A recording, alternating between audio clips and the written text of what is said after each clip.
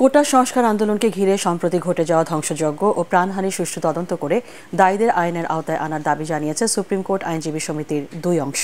Supreme court bar মিলনায়তনে আয়োজিত পাল্টাপাল্টি সংবাদ সম্মেলনে সমিতির আওয়ামীপন্থী ও বিএনপিপন্থী নেতারা এই দাবি জানান। হুমায়ুন চিস্তির রিপোর্ট।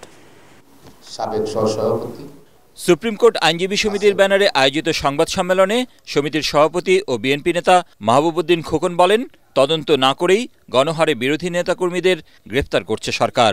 সংঘর্ষে আহত নিহতের সংখ্যা জনসম্মুখে প্রকাশের দাবি জানান তিনি। তদন্ত করার আগেই কিন্তু গ্রেপ্তার শুরু হয়ে গেছে, তাও হোলসেল গ্রেপ্তার। বেসরকারি ধ্বংসকারীদের সত্যিকার পরিচয় উদ্ধার না করা পর্যন্ত বিভিন্ন রাজনৈতিক দলের নেতাকর্মী ও আইনজীবীদের গণহারে হয়রানি ও গ্রেপ্তার না করার জন্য আমরা দাবি জানাচ্ছি।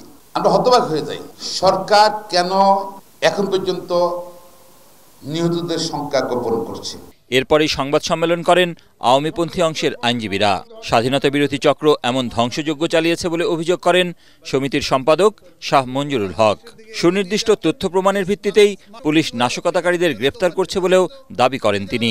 একদম ডাটা দেখে, ভিডিও ফুটেজ দেখে, তাদের মোবাইল মেসেজ চেক করে সুনির্দিষ্ট তথ্য এবং প্রমাণের ভিত্তিতে তারা কিন্তু এই গ্রেফতারগুলি করছেন। স্মার্ট বাংলাদেশের স্বপ্নযাত্রাকে ব্যাহত করার জন্যই এই স্বাধীনতা বিরোধী চক্র এই জঘন্য ঘটনাগুলি ঘটিয়েছে।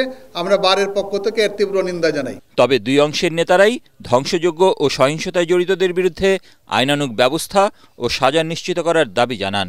যারা এই সমস্ত হত্যাযজ্ঞ, এই সমস্ত ধ্বংসযজ্ঞ, এই সমস্ত অগ্নিকাণ্ডের সাথে জড়িত, আমরা বারের পক্ষ থেকে সবার বিচার দাবি করি। তদন্ত করা ভালো উচিত, যারা অন্যায় করেছে অবশ্যই শাস্তি হওয়া উচিত আমি মনে করি।